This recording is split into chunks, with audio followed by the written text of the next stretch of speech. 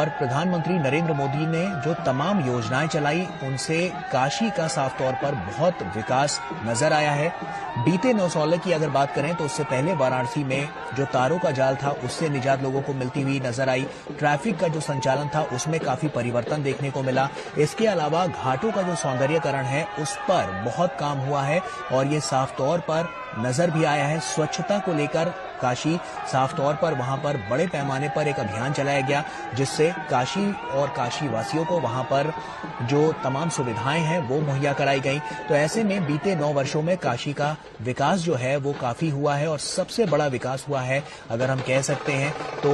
काशी विश्वनाथ का, जो काशी विश्वनाथ के कॉरिडोर को जिस तरह से और बड़ा उसके प्रांगण को किया गया, उससे जो भक्त हैं वो सीधे गंगा जल लेकर सीधे वहां से अब महादेव के ऊपर चढ़ा पाते हैं। तो कहीं ना कहीं कह सकते हैं कि ये जो विकास की जो इबारत लिखने का काम प्रधानमंत्री नरेंद्र मोदी ने किया है और लगातार जो हम जब विकास की बात कर रहे हैं, हम डेवलपमेंट की बात कर रहे हैं, हम इंफ्रास्ट्रक्चर को और दुरुस्त करने की बात कर रहे हैं, तो उस कवायद में प्रधानमंत्री नरेंद्र मोदी काफी अहम यहाँ पर साबित होते हुए, क्योंकि साफ तौर पर उन्होंने तमाम कीर्तिमान यहाँ से रचते हुए नजर आए हैं। और इसके अलावा जो तमाम हमने जो रचनात्मक पहलू देखे हैं, काशी को और ज्यादा विकसित और सांस्कृतिक ढंग से और ज्यादा विरासत को संजोने का जो काम प्रधानमंत्री नरेंद्र मोदी ने किया वो अपने आप में अतुलनीय रहा है। और ऐसे में जब हम देखते हैं कि जब काशी उनका आगमन होता है तो वहां पर जो जनता है, जो वहां काशी के जो लोग हैं, तो पहले जब हमने देखा प्रधानमंत्री नरेंद्र मोदी पहुंचे वहां पर, मैं बिल्कुल आपको ये बता रहा था कि काशी के आसपास के जो और विकसित भारत का जो संकल्प है वो लेते हुए यहाँ नजर आ रहे हैं, शपथ लेते हुए तमाम जो लोग हैं वो वहां मौजूद। प्रधानमंत्री नरेंद्र मोदी, साथ में उत्तर प्रदेश के मुख्यमंत्री योगी आदित्यनाथ। मुकुल, ये जो लोग हैं जो शपथ ले रहे हैं ये लाभार्थी हैं और इनको जो योजनाएं हैं विकसित भारत संकल्प यात्रा का जो हम जिक्र कर रहे हैं, जो ये गाड़ी चली है, जो मोदी की गारंटी की गाड़ी है, मोदी सरकार की गारंटी की जो गाड़ी है, वो इन लोगों को, देखिए ये जो भारत की संकल्प यात्रा जो चल रही है विकसित भारत की, इसका एक सबसे बड़ा फायदा ये है कि जिन लोगों को नहीं मिली है,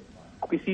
योजना का लाभ नहीं मिला है, उनको आकर वहीं पर उसको जो भी विभाग हैं, जो उन योजना से संबंधित अधिकारी वो वहां पे बैठ रहे हैं, उनको जानकारी मिल रही है, फिर किस चीज की कमी की वजह से उनको नहीं मिला है वो बताया जा रहा है, वो आवेदन करते हैं और वहीं उनको उस योजना का लाभ दिया जा रहा है। तो जो प्रयास है मोदी सरकार का वो कि कोई भी वंचित न रह जाए, वो इस गाड़ी के चलने से ये गाड़ी चलकर उन जो लाभार्थी हैं जिनको जरूरत है उनके पास पहुंच रही है।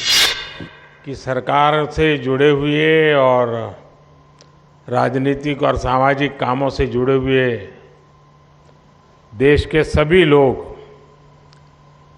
ये विकसित भारत संकल्प यात्रा को सफल बनाने के लिए समय दे रहे हैं, जा रहे हैं। तो यहाँ के सांसद के नाते मेरा भी दायित्व बनता था कि मुझे भी उस कार्यक्रम में समय देना चाहिए। तो मैं एक सांसद के रूप में, आपके सेवक के रूप में आज सिर्फ इसमें आप ही की तरह हिस्सा लेने के लिए आया हूं।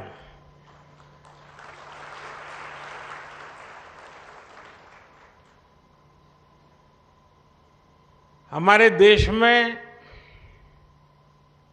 सरकारें तो बहुत आई, योजनाएं भी बहुत बनी, बातें भी बहुत हुई, बड़ी बड़ी बातें हुई,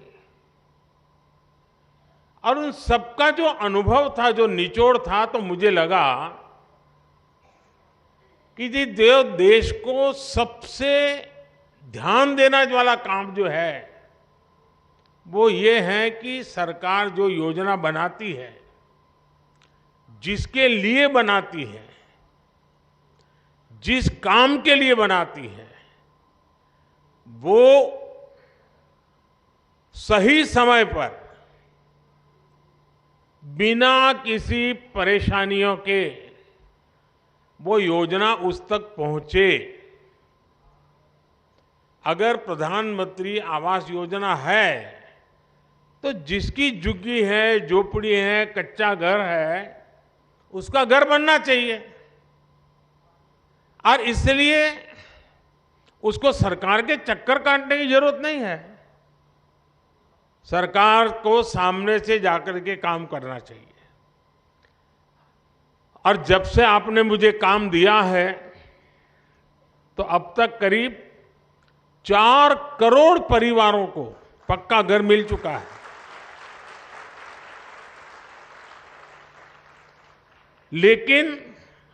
अभी भी खबर मिलती है कि भाई वहां कोई रह गया है, उस गांव में वो रह गया है। तो हमने तय किया कि भाई फिर से हम एक बार देश भर में जाएं, जो सरकार की योजनाएं हैं, जिनको मिला है, उनसे सुने कि भाई क्या क्या मिला, कैसे मिला, प्राप्त करने में कोई कठिनाई तो नहीं हुई, कोई रिश्वत तो नहीं देनी पड़ी, जितना तय था उतना मिला कि कम मिला। एक बार जाएंगे तो इसका हिसाब किताब भी हो जाएगा। तो ये विकसित भारत संकल्प यात्रा जो है ना, वो एक प्रकार से मेरी भी कसौटी है, मेरी एग्जामिनेशन है कि मैंने जो कहा था और जो मैं काम कर रहा था, मैं आपके मुंह से सुनना चाहता था और देश भर से सुनना चाहता हूं कि जैसा मैंने चाहा था वैसा हुआ है कि नहीं हुआ है, जिसके लिए होना चाहिए था उसके लिए हुआ है कि नहीं हुआ है, जो काम होना चाहिए था हुआ कि नहीं हुआ है। अब मैं अभी कुछ साथियों को मिला जिन्होंने आयुष्मान कार्ड का फायदा उठा करके गंभीर से गंभीर बीमारियों का इलाज करवाया है। उन्होंने एक्सीडेंट हो गया, हाथ पैर टूट गए, तो अस्पताल में जाकर के मैंने उनको पूछा तो कह रहे थे साहब इतना खर्चा हम तो कहां से करते, जी लेते ऐसे ही। लेकिन जब आयुष्मान कार्ड आया तो हिम्मत आ गई, ऑपरेशन करवा दिया, अब शरीर काम कर रहा है। अब उससे मुझे तो आशीर्वाद मिलता ही है, लेकिन जो सरकार में बाबू लोग हैं ना, अफसर लोग हैं, जो फाइल पे तो योजना को आगे बढ़ाते हैं, अच्छी योजना भी बनाते हैं,